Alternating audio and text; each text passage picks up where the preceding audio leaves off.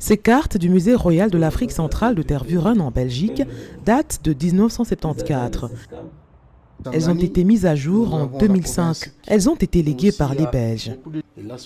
En 2026, cela fera 120 ans que la Belgique a démarré l'exploitation des minerais en RDC. Nous nous rendons au département de géologie de l'université de Lubumbashi. Ici, nous découvrons un document du Bureau de recherche géologique et minière de la France Bergem datant de 1969 dans lequel des cartographies avaient été faites dans la région de l'Équateur. Cette carte a été réalisée par des chercheurs japonais. Stéphane Matubila, chercheur en sciences géologiques et ancien chef d'entreprise minière. La plupart des cartes ont été travaillées à l'époque en collaboration avec le musée de Tervuren, au nord-est du pays.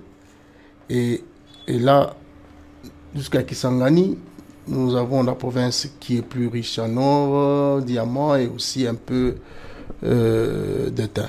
Vers l'ouest de notre pays, nous avons la même structure, même formation qui ressemble à ce qui est au Katanga. Donc ici, il y a la possibilité de trouver de cuivre, mais aussi il y a beaucoup de gisements de phosphate ici. Et là, c'est le grand bassin du Congo, notre cuvette centrale. En 2015, il y a eu un nouveau travail de cartographie qui était animé cette fois-là par Bergem, qui a pu compléter quelques données actualisées sur la partie ouest de Kolwezi, une partie au sud de Lubumbashi en allant vers Sakanya.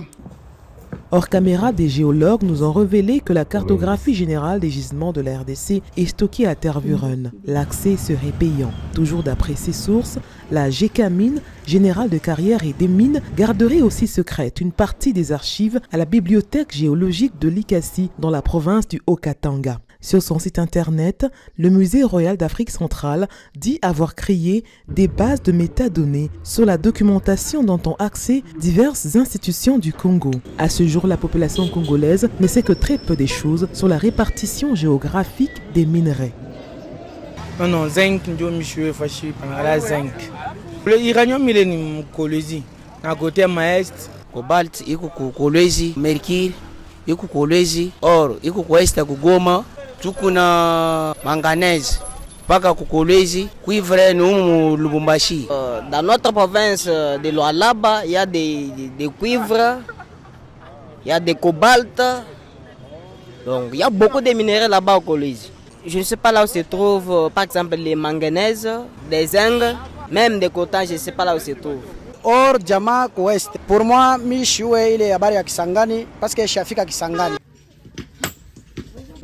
Face à l'impasse dans la gestion des gisements miniers et un accès limité aux archives minières du pays, le Service géologique national du Congo SGNC et le Bureau de recherche géologique et minière de la France Bergem s'associent pour former une nouvelle génération des spécialistes capables de lire, cartographier et comprendre le sous-sol congolais, avec aussi un objectif, actualiser les cartes géologiques de la RDC. Et après on va passer à un autre piège plus loin.